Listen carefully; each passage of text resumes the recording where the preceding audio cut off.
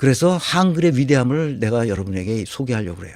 블록체인 기술은 한글의 자음과 모음 26개를 한글의 철자법을 만든 것 같아. 철자법이 26개의 자음과 모음이 있잖아. 그것을 조합해서 쓸 수 있도록 만든 게 블록체인이에요. 그러니까 이것만 있으면 무한히 많은 소설을 쓸 수가 있어. 이걸 가지고. 그런데 안전해. 왜냐하면 블록체인은 무슨 기술이라고? 암호 기술이거든. 암호화 시켜놨어. 그래서 누가 건드릴 수도 없어. 거기 가서 그게 뭐라고 하는 건 알 수도 없지만 그 궤적은 다 트래킹이 될 수 있어. 그 철자법에 따라 훈민정음을 썼잖아. 그런데 블록체인 기술에 근거해서 비트코인을 만들었죠. 우리는 훈민정음을 따서 문자를 쓰잖아. 우리는 훈민정음이 없으니까 어떻게 돼? 옛날엔 중국 글자를 갖다 그 어려운 중국 글자를 우리말로 막 표현하기 위해서 얼마나 고생을 했어. 그러니까 일반 백성들은 아예 한국말은 계속 하는데 그것을 중국어로 표현을 못 한단 말이지. 우리는 한국어가 원시 한국어 다 있었어. 우리 우랄 알타이 지방에서 이쪽으로 내려오는 우리의 그 조상들이 이미 한국어라는 게 따로 있었어요. 그러니까 우린 중국어를 쓴 적이 없다고. 아시겠죠? 그래서 복잡하니까 우리가 그 훈민정음 그대로 쓰지 않잖아. 지금 좀 개량했지. 그래서 우리가 한글을 마음대로 쓸 수 있는 거 아니야? 오늘날처럼. 중국어 쓰지 않고 한자 갖다 집어 쓰지 않고 쓴단 말이야. 그러니까 비트코인 세그위트라는 그 segregated witness 이건데 이건 뭐 자세히 몰라도 돼. 조금 그 불편한 것을 편안하게 할 수 있도록 하고 또 확장성도 좀 늘리고 1메가 하는 것을 4메가로 바꾸고 뭐 어쩌고 하는 게 있어. 그건 몰라도 돼. 하여튼 좌우지간 15세기 초반에 한글이 창제된 이후에 오랜 기간 제대로 활용하지 못했어요. 왜 못했을까? 조선의 지식인들 때문에 한글의 중요성을 이해하지 못했던 거예요. 지금도 한국의 지식인인 척하는 놈들 때문에 지금 이 크립토 커런시에 대한 이해가 완전히 잘못되어 있어요. 비트코인과 암호화폐는 인류 문명을 도약시키는 굉장히 중요한 금융 시스템이에요. 그런데 이 멍청했던 조선 지식인처럼 오늘날 우리 시대의 지식인들이 비트코인이 뭔지도 모르고 블록체인이 뭔지 모르고 암호화폐가 뭔지 모르는 거예요 지금. 20세기 초반 위대한 언어학자가 나타나서 주시경 선생이죠. 한글의 중요성을 일깨워서 오늘날까지 왔고 한강 작가가 한글로 쓴 작품으로 노벨 문학상까지 받았단 말이야. 비트코인도 마찬가지로 다양한 암호화폐를 만들어내는 기반이 됐어요. 그래서 수많은 프로젝트에 의해서 암호화폐가 만들어지고 있어요. 그중에는 다양한 사기꾼들이 있어요. 근데 그 사기꾼들을 골라내면 돼요. 왜? 스위스처럼 샌드박스를 딱 쳐놓으면 그걸 밖으로 나가는 건 다 사기꾼들이거든. 그리고 사기꾼들을 골라내는 방법은 그렇게 어렵지도 않아요. 그래서 누가 사기꾼인지 알아내는 거는 아주 쉬워요. 세 종류의 삼위일체를 이해하면 돼요. 세 종류의 삼위일체가 뭐야? 이놈들이 하는 말, 행동, 의사결정. 내가 계속 얘기했잖아. 인사조직의 학문적 소양만 알 수 있으면 누가 사기꾼인지 알아요. 그 비전이 있나? 전략이 있나? 조직을 세팅할 수 있는 능력이 있나? 그럼 리더십을 발휘하는 마지막 그게 뭐야? 신뢰를 확보하고 희망을 공유하고 그리고 단어 경영 플랫폼을 만들어서 돌리면 되는 겁니다. 이 세 가지 삼위일체를 이해하면 되는 거예요. 그래서 아까 얘기했던 세 종류의 삼위일체를 이해하면 누가 사기꾼인지 알 수 있다는 말이야. 그거를 모르니까 이 사기꾼들에 다 넘어가는 거예요. 우리 민족이 사기당하지 않는 민족이 되려면 최소한도 요 세 가지 삼위일체를 이해해야 돼요. 왜 문재인과 조국이 윤석열 같은 사기꾼에게 당했느냐 하면 이걸 모르거든. 이걸 조사하지도 않았어요. 그래 당한 거예요. 그래서 내가 그렇게 얘기하는 거야. 이 세 가지만 제대로 이해하고 그 사람을 쭉 뒷조사를 해보면 이 과거를 조사해보면 이 사람이 사기꾼이라는 거야. 확실하죠. 자, 그러면 한덕수는 사기꾼인가 아닌가? 완벽한 사기꾼이죠. 말과 행동과 의사결정이 다 달라. 그놈은 가지고 있는 비전이 없어. 어떤 전략도 없잖아. 조직을 어떻게 세팅할지 아는 바가 있나? 없어. 그럼 주변에 신뢰를 확보하나? 없어. 몇 놈들끼리 자기네끼리 스크럼 짜가지고 지금 정당을 초토화시키는 거잖아. 그래서 스위스 이 금융당국이 어떻게 했는지를 한번 보면 2018년에 뭐였어요? 기본적으로 샌드백스를 쫙 만드는 거지. 세 종류의 크립토만 인정해 주겠다. 딱 얘기했잖아. 그러니까 그래 그러면 이제 허가를 신청했지. 그랬더니 세바 뱅크가 생긴 거야. 이게 나중에 그 스웨덴 은행하고 이름이 비슷해가지고 아미나 뱅크로 리브랜딩 했어요. 그리고 시그넘 뱅크를 허락했습니다. 이게 다 크립토 뱅크입니다. 그러니까 시그넘 뱅크도 허락해서 여기서 뭘 하겠냐?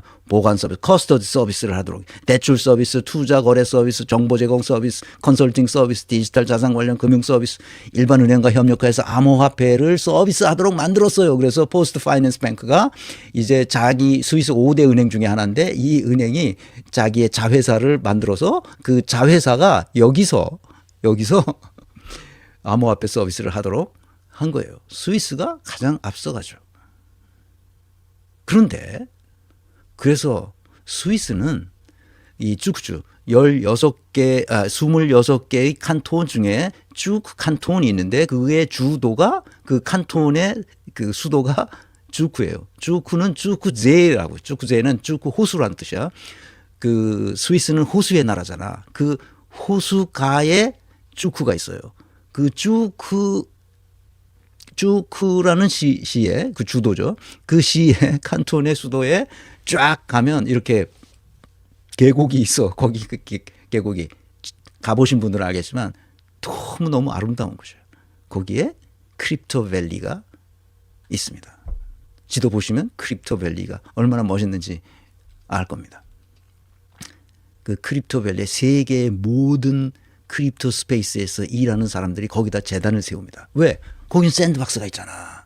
그러니까 그 안에서만 놀면 되는 거야. 그래서 마음껏 연구하고 마음껏 그들의 재능을 발휘할 수 있도록 만들어준 거야. 스위스 애들이. 세계 처음이지. 그래서 거기서 일을 낸 거지. 스위스가 잘 사는 이유가 있어. 그런데 한국의 공무원들은 왜 스위스 공무원처럼 못할까 이거야. 내가 그 이유를 이렇게 지금 잠정적으로 얘기하는 거예요.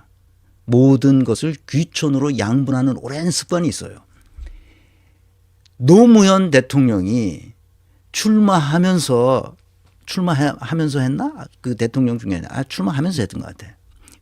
뭐라고 그때 내가 조선호텔 갔었는데 거기서 피를 토하면서 한 얘기 있어.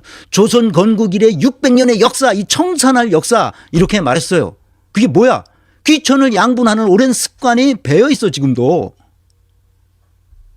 그래서 내가 컨설팅 하면서 돈 많은 사람들, 그 호의호식하는 사람들, 그 자기 의시되는 사람들 얼마나 많이 만났겠어 내가. 그 많은 사람들을 만났는데 내가 만났던 부귀 영화를 누리는 이 소위 고귀한 사람들은 억지로라도 고급진 말을 쓰려고 애쓴다는 게 막 느껴져 내가. 그러니까 나는 그때 컨설팅 자문 사업을 하던 때니까 교육 사업도 하고 그럴 때니까 이 사람들 말에 맞춰주잖아. 그래 나도 고급진 말을 쓸 수밖에 없는 거지. 그 사람들 같이 노래는. 내가 요즘처럼 내가 이놈저놈 하는 말을 그때 썼겠어? 다 그 사람들 뜻에 맞춰서 내가 했단 말이야. 그러니까 나는 알지. 이놈들이 고급진 말을 쓰려고 말에 귀천이 있다고 생각한 거야 이놈들이다. 본심에서 나오는 말이 아니라 지어낸 말이라는 것을 나는 직감적으로 알고 있다고. 이들은 대부분 언어에는 귀천이 있다고 생각해. 언어에 귀천이 있다고 생각하는 이 가증스러움을 나는 느꼈고 이들에게 예수가 저주를 퍼부었던 바리새인들, 사두개인들, 그다음에 그 율법자들 이런 놈들에게 했던 그 말, 회칠한 무덤. 너희가 회칠한 무덤과 같다. 속은 썩었는데 말은 그럴듯하게 하는 놈들. 이게 누구야? 한덕수야. 말은 그럴듯하게 해. 뭐 어쩌고 미국 트럼프하고 전화하고 뭐 어쩌고 개수작하는 거죠.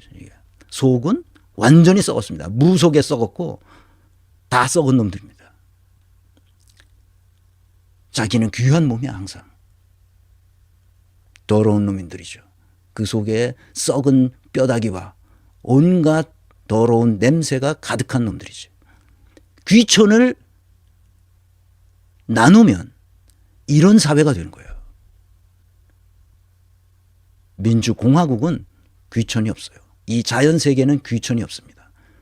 개미들의 세계, 바퀴벌레들의 세계, 그 나름대로 그대로 있는 거예요. 동서남북에 귀천이 있습니까? 날씨에 귀천이 있어요? 인간도 마찬가지입니다. 모든 인간은 존엄한 존재로 귀천이 없어요. 이 귀천을 나누는 놈들, 이놈들은 천벌을 받을 것입니다. 내가 그래서 관존민비 사상을 민존관비 사상으로 바꿔야 된다. 이것이 바로 우리 헌법 정신이다. 나는 그렇게 보는 거예요. 그래서 내가 만든 말이지만 그놈 정신, 그놈이즘, 이게 중요하다. 나는 어려서부터 시골에서 그 머슴들을 부를 때 항상 그 윗 어른들이 나는 어렸을 때 그놈이라고 늘 불렀어. 그놈. 야, 머슴을 부르는데 야, 그놈 어디 가냐? 맨날 그래서 아니 승춘이 아재가 분명한데 왜 그놈이라고 부르는지. 우리는 승춘이 아재라고 불렀거든. 승춘이가 그때 무슨 승춘인지 모르겠는데 맨날 승춘이 아재라고 불렀는데 어른들은 승춘이라고 부르는 적이 없어. 항상 그놈이라고 불러. 그놈. 그래서 그놈이 뭔가 그랬더니 바로 그놈 정신으로 내가 그거를 이렇게 따온 거야. 그놈 정신이 중요하다. 그래서 우리가 공직자들을 부를 때 우리끼리 부를 때는 항상 그놈이라고 불러야 된다. 우리가 주인이잖아. 우리 주권자란 말이야. 그럼 그놈들 머슴 아니야 다. 그래서 자가 뭐냐 자가. 응? 공직자 했을 때 고위 공직자 했을 때 자가 바로 놈자거든. 놈자자야. 이 자자 한자지. 요즘 젊은이들은 한자 세대가 아니라서 우리는 한자 세대 이게 다 보인다고. 자 쓰면 놈이란 뜻이야. 놈. 그놈 저놈 하는 건 그냥 우리의 국어사전에 나오는 표준말을 쓰는 거야. 그놈 저놈이 무슨 천한 말이 아니야.